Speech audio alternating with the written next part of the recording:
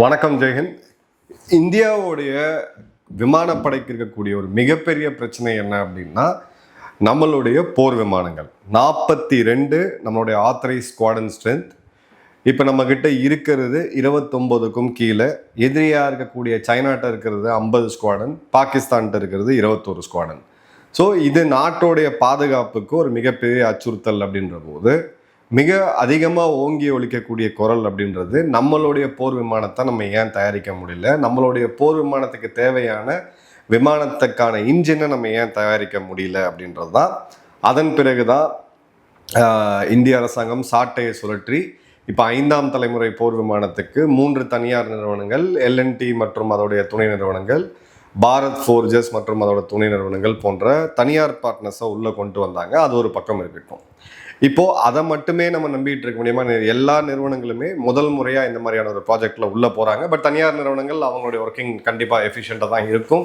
HAL மட்டுமே நம்பி இருக்க முடியாது அப்படின்ற சூழ்நிலையில் ஹெச்ஏஎல் தயாரித்து கொடுத்த தேஜஸ் மார்க் 1 ரக விமானம் 3வது விமானம் இப்போது விபத்துக்குள்ளாகி, நல்ல வேலை அதில் விமானப்படையோட பைலட் வந்து உயிர் தப்பிச்சிட்டாரு.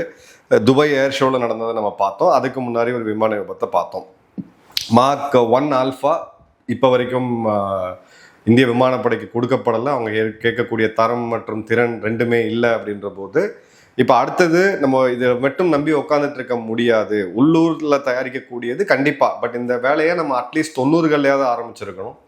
கிட்டத்தட்ட 20-30 வருடத்துக்கு மேலே நம்ம வந்து ஆழ்ந்த உறக்கத்தில் இருந்துக்கிட்டு இப்போ முழிக்கும் போது ஆல்டர்னேட் சோர்சஸ் நமக்கு தேவைப்படுது. இப்போது இதே மாதிரியான ஒரு 5ஆம் தலைமுறை மற்றும் 6ஆம் தலைமுறை விமானத்தை தயாரிக்கிறதுக்கு ஐரோப்பிய நாடுகள் 3, ஜெர்மனி, பிரான்ஸ் மற்றும் ஸ்பெயின் ஒன்றா சேர்ந்து ஃபியூச்சர் காம்பேட் ஏர் சிஸ்டம் அப்படின்னு சொல்லக்கூடிய எஃப்காஸ் அப்படின்ற ப்ராஜெக்டை $100 பில்லியன் அளவுக்கான பொருட்செலவில் ஆரம்பித்தாங்க 2017. இது இப்போ இனிஷியலாக பார்த்தீங்கன்னா பிரான்ஸ் மற்றும் ஜெர்மனியால் 2017 ஆரம்பிக்கப்பட்டுச்சு. பிறகு 2019 ஸ்பெயினில் ஸ்பெயின் நாடும் இதில் பார்ட்னர்ஷிப் சேர்றாங்க. இது ஏன் அப்படின்னா, ஐரோப்பாவில் இருக்கக்கூடிய 2 மிக முக்கியமான போர் விமானங்கள் அவங்களோட சொந்த தயாரிப்பு. ஒன்று யூரோ டைஃபூன் ஃபைட்டர், இது 4.5ஆம் தலைமுறை போர் விமானம். 2வது பிரெஞ்சு நாட்டுடைய ரஃபேல் விமானம், இதுவும் 4.5ஆம் தலைமுறை விமானம் தான். இப்போ இவங்களோட 5ஆம் தலைமுறை விமான தேவைக்கு அவங்க அமெரிக்காவுடைய F-35 விமானத்தை முழுவதும் சார்ந்திருக்க வேண்டியதாக இருக்குது. ஏன்னா இன்னொரு 5ஆம் தலைமுறை போர் விமானத்தை வச்சுட்டு இருக்கக்கூடிய நாடு ரஷ்யா. பட் அவங்களுக்கு அது எதிரி நாடு வாங்க முடியாது. சைனா J-20 அவங்ககிட்ட இருந்தும் வாங்க முடியாது.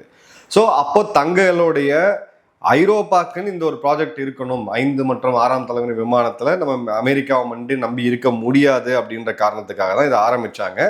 இதில் நெக்ஸ்ட் ஜென்ரேஷன் அப்படின்றது இது 5ஆம் தலைமுறை அப்படின்ற விட 6ஆம் தலைமுறை போர் விமானம், ஆள் இல்லாமல் பறக்கக்கூடியது. அதே மாதிரி இதில் ட்ரோன் இன்டகிரேஷன் இருக்கும், காம்பேட் கிளவுட் சிஸ்டம்ஸ் இருக்கும், அட்வான்ஸ் சென்சார்ஸ் இருக்கும். அதே மாதிரி மேண்ட் அன்மேண்ட் விமானி இல்லாமல் விமானியோடு பறக்கக்கூடிய திறனை இது கொண்டிருக்கும்னு சொல்லக்கூடிய உலகத்தோடைய, அதாவது மிக அதிக தொழில்நுட்பம் வாய்ந்த திறன் வாய்ந்த அதிசக்தி வாய்ந்த ஒரு விமானத்தை தயாரிக்கணும்னு சொல்லி 2017 கணக்கு போட்டாங்க. 2040க்குள்ளே இந்த விமானம் பயன்பாட்டுக்கு வரும் அப்படின்றது தான் டார்கெட். இப்போ இந்த இடத்துல இந்தியாவுக்கும் இப்போ நம்ம பேசுறதுக்கும் என்ன சம்பந்தம் அப்படின்னு பார்த்தீங்கன்னா, இந்த ப்ரோக்ராமில் பிரான்ஸ் லீட் பண்ணுறதா, பிரான்ஸோட டசால் நிறுவனம் நம்ம எல்லாருக்குமே தெரியும். அவங்க இதை லீட் பண்ணோம் அப்படின்னு பார்த்தாங்க. 80% அதில் ஒர்க் ஷேர் வேணும் அப்படின்னு கேட்டாங்க. ஜெர்மனியோடைய ஏர்பஸ் நிறுவனம் பார்த்தீங்கன்னா அவங்க வந்து தாங்களும் லீட் பண்ணாங்க. 2 பேருமே ஜெயன்ஸ். இப்போ இந்த இடத்துல பிரான்ஸோடைய மிக முக்கியமான தேவை, அவங்க என்ன இந்த 6ஆம் தலைமுறை விமானத்தில் இருக்கணும்னு நினச்சாங்கன்னா, இது தானாக இயங்கக்கூடியதாக இருக்கணும், விமானம் தாங்கிய போர்க்கப்பலில் இயங்கக்கூடியதாக இருக்கணும், அணு ஆயுதத்தை கொண்டு செல்லக்கூடியதாக இருக்கணும், ரொம்ப தூரம் போய் தாக்கக்கூடிய ஏவுகணை. இப்போ ரஃபேலோடைய ஆப்ரேட்டிங் ரேடியஸ் எடுத்திங்கன்னா 1000 கிலோமீட்டருக்கும் அதிகம். இந்த விமானத்தில் 2000 கிலோமீட்டருக்கும் அதிகம் அப்படின்ற மிக முக்கியமான கிரைட்டீரியாவை உள்ளே வச்சுருந்தாங்க. ஏன்னா பிரான்ஸ் நாட்டுக்கிட்ட விமானம் தாங்கிய போர்க்கப்பல் இருக்குது, நீர்மூழ்கி கப்பல்கள் இருக்குது. ஸோ அணு ஆயுதங்கத்திலையும் வைத்துட்டு இருக்கக்கூடிய நாடு அப்படின்ற போது. ஆனால் ஜெர்மனி கிட்ட விமானம் தாங்கிய போர்க்கப்பலும் கிடையாது, அணு ஆயுதமும் கிடையாது. அணு ஆயுதத்தை கண்டாலே ஒரு அவர்ஷன் இருக்கக்கூடிய ஒரு நாடு. அப்போ இவங்களுக்கு வந்து ஒரு ஐரோப்பாவை காப்பாற்றக்கூடிய அளவுக்கு, ரஷ்யாவை எதிர்க்கக்கூடிய அளவுக்கு ஒரு விமானம் இருந்தால் போதும் அப்படின்றது ஒரு மிக முக்கியமான ஒரு இதுவாக இருந்துச்சு. அதன் பிறகு பார்த்தீங்க அப்படின்னா கம்ப்ளீட்டாக ஜெர்மனியோட சான்சலர் ஃப்ரெட்ரிச் மெர்ஸ் அவர்கள் இவர் என்ன சொன்னார் அப்படின்னு பார்த்தீங்கன்னா 2026 இந்த ப்ரோக்ராம் ஒர்க் ஆகும்னு நான் நினைக்கல அப்படின்னு சொன்னாங்க. ஏன்னா 2 நாடுகளுமே ஒருத்தர் தேவைக்கு உருவாக்கணும்னு பார்க்குறாங்க. ஒரு பொதுவான ஒரு அக்ரிமெண்ட்டுக்கு அவங்களால வர முடியல. அதே மாதிரி பார்த்தீங்க அப்படின்னா ஜெர்மனியை பொறுத்த வரைக்கும் ஏர் சுப்பீரியாரிட்டி இருக்கணும், ஒரு ஃபைட்டர் ஜெட்டாக இருக்கணும், அணு ஆயுதத்தை கொண்டு போகக்கூடிய வல்லமை இருக்கக்கூடாது அப்படின்றாங்க. அதே மாதிரி பார்த்தீங்க அப்படின்னா ஏர்பஸோட சிஇஓ ஃபவுரே அவர்கள் என்ன சொன்னார்னா 2 ஃபைட்டர் சொல்யூஷன், 2 விதமான விமானத்தையும் தயாரிக்கலாம், பிரான்ஸுக்கு தேவையானதையும் தயாரிக்கலாம், இவங்களுக்கு தேவையானது தயாரிக்கலாம் அப்படின்னாங்க. அதன் பிறகு மியூனிச் செக்யூரிட்டி கான்ஃபரன்ஸில் இது வந்து கிட்டத்தட்ட டெட், அவ்வளோதாங்க, இது முடிஞ்சு போச்சு, இதெல்லாம் நடக்க போகிறது கிடையாது அப்படின்னாங்க. இந்த இடத்துல தான் இப்போ இந்தியா, பிரான்ஸ் மற்றும் ஜெர்மனிக்கு இந்த ஆஃபரை கொடுத்துருக்காங்க. நாங்கள் பார்ட்னராக வரோம், இந்த விமானத்தோடைய 6ஆம் தலைமுறை விமானத்தோட ப்ராஜெக்டை நம்ம முன்னெடுத்துட்டு போவோம் அப்படின்ட்டு தான். ஏன்னா 6ஆம் தலைமுறை விமானம் அப்படின்றது அமெரிக்கா இன்னும் தயாரிச்சு முடிக்கல. சைனா ஒரு விமானத்தை பறக்க விட்டு படம் காமிச்சிருக்கிறாங்க. அது ஒரு டிக்டாக் வீடியோவாகவும் ப்ராபகண்டா வீடியோவும் வெளியில் வந்திருக்கு. பட் அந்த விமானத்தோடைய தன்மை என்ன அப்படின்றது தெரியல. ஏன்னா சைனாவுடைய 4.5ஆம் தலைமுறை விமானம் இருக்கக்கூடிய JF-17 எந்த அளவுக்கு அடி வாங்குச்சுன்னு ஆப்ரேஷன் சிந்தூர்ல நம்ம பார்த்தோம். J-20 ஸ்டெல்த் கேப்பபிலிட்டிஸ் ஒன்றுமே தெரியல. அதே மாதிரி F-35 பிரசன்ஸை இந்திய விமானப்படை கண்டுபிடிச்சு பிறகு நம்ம அந்த கேரளாவில் தரையிறக்கின காமெடிலாம் நம்ம பார்க்க தான் செஞ்சோம். ஸோ இந்த ஆம்கா ப்ராஜெக்டுக்கு இந்த 6ஆம் தலைமுறை போர் விமானம் 2 பெரிய ஜம்பாவான்கள், ஒன்று பிரான்ஸ், ஒன்று ஜெர்மனி, 2 பேருக்குமே இந்த வல்லமை அப்படின்றது இருக்கு. இப்போ நம்மளை பொறுத்த வரைக்கும் கிட்டத்தட்ட நம்ம 0லேருந்து ஸ்டார்ட் பண்ணுறோம். ஒரு ஏர் ஃப்ரேம், அந்த டிசைன் 2த்தையும் மட்டுமே கையில் வச்சுக்கிட்டு நம்ம வந்து ஒரு ப்ராஜெக்ட் வந்து ஆரம்பிக்கிறோம். ஆனால் அவங்கள பொறுத்த வரைக்கும் டைஃபூன் ஃபைட்டராக இருக்கட்டும், இல்லை ரஃபேல் ஃபைட்டராக இருக்கட்டும், ஏற்கனவே எல்லாமே இருக்குது. அதிலிருந்து நீங்கள் அடித்தளத்துலேருந்து பூமியில் போய் ஃபவுண்டேஷன் தோண்டி ஒரு பில்டிங் கட்டுறதுக்கும் 3வது மாடியிலேருந்து 4வது மாடி கட்டுறதுக்கும் டிஃப்ரென்ஸ் இருக்குது. ஸோ அந்த அட்வான்டேஜ் வந்து கிளியர் கட்டாக இவங்களுக்கு இருக்குது அப்படின்றத பார்க்குறோம். ஸோ இந்தியாவுக்கு ஃப்ரான்ஸோட இது ரொம்ப முக்கியமாக நம்ம பார்க்குறோம். ஏன்னா MiG-29க்கு பிறகு இந்தியாவோட விமானப்படைக்கு தேவையான மிராஜ் 2000 நம்ம அங்கேருந்து தான் வாங்கணும் 1980களிலே. அதன் பிறகு ரஃபேல் நம்ம வாங்கியிருக்கிறோம். ஸோ இந்த வகையில் ரஷ்யா கிட்டேயுமே 5th generation fighter aircraft Su-57 ப்ராஜெக்ட்டுக்கு 2018 நம்ம வந்து ஒரு ஒப்பந்தம் போட்டோம். கிட்டத்தட்ட $100 மில்லியன் சப்போர்ட் பண்ணணும் அதுக்கு. ஆனால் அந்த make in India technical transfer அந்த ரஷ்யாக்கே உண்டான முரண் எல்லாமே பார்த்துட்டு இந்தியாவை விட்டு வெளியில் வந்துச்சு. ஸோ இந்த இடத்துல இந்தியாவுடைய ஃபர்ம்ஸ் அப்படின்ற இருக்கக்கூடிய HAL மற்றும் தனியார் நிறுவனங்கள், இப்போ HAL மட்டும் நம்பி மண்கோரையை நம்பி இவங்க போனாங்கன்னா இந்த கதை என்ன ஆகும்னு நமக்கு தெரியும். பட் இந்த 6ஆம் தலைமுறை போர் விமானத்துக்கு இப்போ இந்த 2 நாடுகளுமே முடியாது. ஏன்னா $100 பில்லியன் அளவுக்கான இன்வெஸ்ட்மெண்ட்ஸ் இருக்குது. இப்போ நம்ம $112 பில்லியன் இன்வெஸ்ட் பண்ணுறோம். எதுக்கு? 114 ரஃபேல் வாங்குறதுக்கு நம்ம கிட்டத்தட்ட வந்து ஒரு கணிசமான பணம் நம்ம வந்து இன்வெஸ்ட் பண்ணியிருக்கிறோம். இப்போ 6ஆம் தலைமுறை விமானத்துக்கு 2040க்கு இந்தியாவுக்கு தேவையான விமானங்களை நம்ம இப்போ இருந்தே யோசிக்க ஆரம்பிக்கணும். ஏன்னா இப்போ யோசிச்சாதான் அந்த டைமுக்கு நமக்கு கிடைக்கும். அந்த வகையில் இந்திய நிறுவனங்களுக்கு ஒரு மிகப்பெரிய ஒரு அட்வான்டேஜ் அப்படின்றது இருக்கும். ஏன்னா 2035க்குள்ள நம்ம 5ஆம் தலைமுறை போர் விமானத்தை வந்து கொண்டு வரும் பொழுது 2040க்குள்ள நம்ம 6ஆம் தலைமுறை போர் விமானத்துக்கு உள்ள வந்துட்டோம் அப்படின்னா இந்தியாவை வந்து ஒரு நெருங்க முடியாத சக்தியா இன்னைக்கு வந்து இருக்கும் அப்படின்றத பார்க்குறோம். ஏன்னா 6ஆம் தலைமுறை போர் விமானம் ஸ்டெல்த் மட்டும் கிடையாது, கம்ப்ளீட்டா அட்டானமஸா சுயமா ஏஐ ட்ரிவனா வானத்தில் பறக்கக்கூடியது. விமானிகள் தேவையில்லை, ரொம்ப தூரம் மிஷன்ஸ் எடுத்துட்டு போக முடியும். மல்டி ரோல் ஃபைட்டர் ஜெட்டாக இருக்கும். அதில் இருக்கக்கூடிய எவியானிக் சென்சர்ஸ் எல்லாமே அடுத்த மிகப்பெரிய லெவலில் தொழில்நுட்பத்தில் மிக வல்லமையாக இருக்கும். அதே மாதிரி பார்த்தீங்கன்னா அதுலேருந்து ஆயிரக்கணக்கான ட்ரோன்ஸை ஏவ முடியும், கவுண்டர் ட்ரோன் சிஸ்டத்தை வந்து ஏவ முடியும், அணு ஆயுதத்தை எடுத்துகிட்டு போக முடியும். அதே மாதிரி உள்ளே வரக்கூடிய பேலஸ்டிக் ரக ஏவுகணைகளையும் சுட்டு வீழ்த்தக்கூடிய சர்வ வல்லமை படைத்த ஒரு விமானத்தை நோக்கி தான் நம்ம போகிறோம். ஸோ அந்த வகையில் இது வந்து பார்த்தீங்க அப்படின்னா நமக்கு ஒரு பெரிய அட்வான்டேஜ் வந்து கொடுக்குது. இப்போது FCASோடைய டோட்டல் ப்ராஜெக்டோடைய காஸ்ட் எடுத்தீங்க அப்படின்னா 100லேருந்து 130 பில்லியன் யூரோ.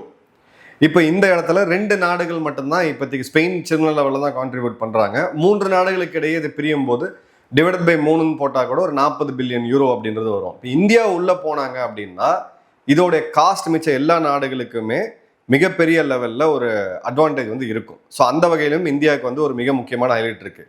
அதே மாதிரி பார்த்தீங்க அப்படின்னா ஏர்பஸோடைய பிரச்சனை, ஜெர்மனியோட பிரச்சனை என்னன்னா டசா நிறுவனம் தான் டாமினன்ட் கண்ட்ரோல் இதில் வேணும் அப்படின்னு பார்க்கும் பொழுது பிரான்ஸ் வந்து சோலோவா போகலாம் அப்படின்னு யோசிக்கிறாங்க. ஏன்னா ஜெர்மனிக்கு இன்னொரு ஆப்ஷனும் இருக்கு. ஸ்வீடனுடைய சாப் சீரீஸ் ரக விமானங்கள், எஃப் சீரீஸ் ரக விமானங்கள் போகிறதுக்குமே அவங்களுக்கு வந்து வாய்ப்பு இருக்கு. இப்போ இந்த இடத்துல இந்த காஸ்ட்டை, இப்போ இது எல்லாமே 140 பில்லியன் யூரோ அப்படின்றது ஆராய்ச்சி மற்றும் உற்பத்திக்கான செலவு. இது உற்பத்தியில் டிசைன் பண்ணி இதை அடுத்தடுத்த கட்டத்தை கொண்டு போகிறதுக்கான ப்ராஜெக்ட் காஸ்ட்டு. இந்தியாவும் இதில் இன்வால்வ் ஆச்சுன்னா உலகத்திலே மிகப்பெரிய பையர் யாருன்னு பார்த்தீங்கன்னா இந்தியா தான். சைனாக்கு அடுத்தது பார்த்தீங்கன்னா மிகப்பெரிய லெவலில் இந்தியா தான். ஸோ ஒரு பெரிய கஸ்டமர் ஒரு பெரிய ஆர்டர் புக்கோட வரும் பொழுது இதோடைய ஓவரால் ரிகவரி காஸ்ட் ஆஃப் இதுன்னு பார்த்தீங்கன்னா ரிட்டர்ன் ஆன் இன்வெஸ்ட்மெண்ட்ஸ் வந்து மிகப்பெரிய லெவலில் இருக்கும். ஸோ அந்த வகையில் $70 பில்லியன் அளவுக்கான டிஃபென்ஸ் அலோகேஷன் நம்ம இப்போவே பண்ணியிருக்கிறோம். ஸோ இந்த இடத்துல பிரான்ஸோடைய உறவு அப்படின்றது இந்த இடத்துல ஒரு மிகப்பெரிய ஒரு அட்வான்டேஜ் இந்தியாவை பொறுத்த வரைக்கும். ஸோ அதுலேயுமே எஃப்காஸுக்கு இந்தியா உள்ளே சேர்றது ஒரு பயன் இருக்கு. இந்தியாவை பொறுத்த வரைக்கும் நம்ம வந்து ஒரு மணல் குதிரையை நம்பி உட்காந்துட்டு இருக்க தேவை கிடையாது. தனியார் நிறுவனங்கள் டைம் எடுக்கலாம், அவங்களை போய் அர்ஜென்ட் பண்ணணும்னு அவசியம் இல்லை. அதே மாதிரி இந்தியாவுடைய பாதுகாப்புக்கு இது ரொம்ப ரொம்ப முக்கியமாக தேவை.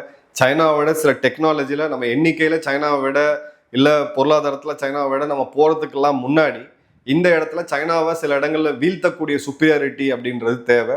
அந்த ஒரு பர்டிகுலர் டொமைனில் கண்டிப்பாக தேவை. அந்த அட்வான்டேஜையும் கொடுக்குது. ரெண்டாவது, ஐரோப்பாவுடைய பெஸ்ட் டெக்னாலஜி ப்ராக்டிசஸை நம்ம இந்தியாவுக்குள்ளே கொண்டு வர முடியும்.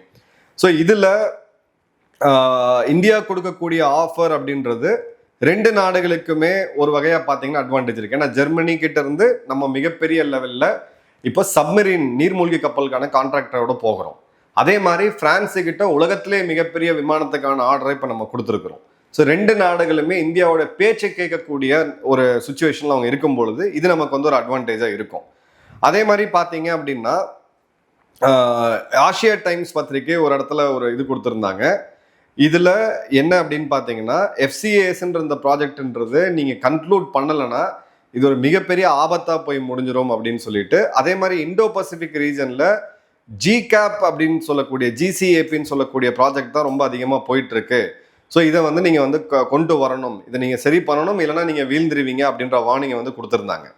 இப்போது உக்ரைனுக்கு பிறகு, போஸ்ட் உக்ரைனுக்கு பிறகு இந்த பிரான்ஸ் இந்தியா டைஸ் எந்த அளவுக்கு, இப்போ ஐரோப்பிய யூனியன் இவங்க எல்லாம் ஒன்றா சேர்ந்து பொருளாதாரம்னு எல்லாம் பேசினா கூட ஐரோப்பிய நாடுகள் ஒன்று இந்தியாவுடைய தனிப்பட ஒப்பந்தங்கள் போடக்கூடியதை சமீபமாக ஒரு வருட காலத்தில் நம்ம தெளிவாக பார்க்குறோம்.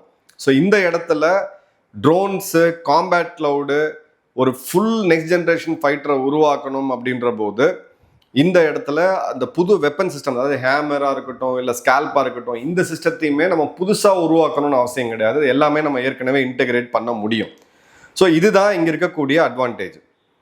இப்போது ரெண்டு ப்ராஜெக்ட் இருக்குது. இந்த எஃப்காஸ் அப்படின்ற ஃபியூச்சர் காம்பேட் ஏர் சிஸ்டமில் பிரான்ஸ், ஜெர்மனி மற்றும் ஸ்பெயின் இருக்குது. பிரான்ஸோட டசா நிறுவனம் அதை லீட் பண்ணுறாங்க. இவங்களுக்கு காம்படேட்டிவாக பார்த்தீங்கன்னா குளோபல் காம்பேட் ஏர் ப்ரோக்ராம்னு சொல்லக்கூடியது. இது பார்த்தீங்கன்னா யூகே, இட்டாலி, ஜப்பான் அப்படின்ற 3 நாடுகள்.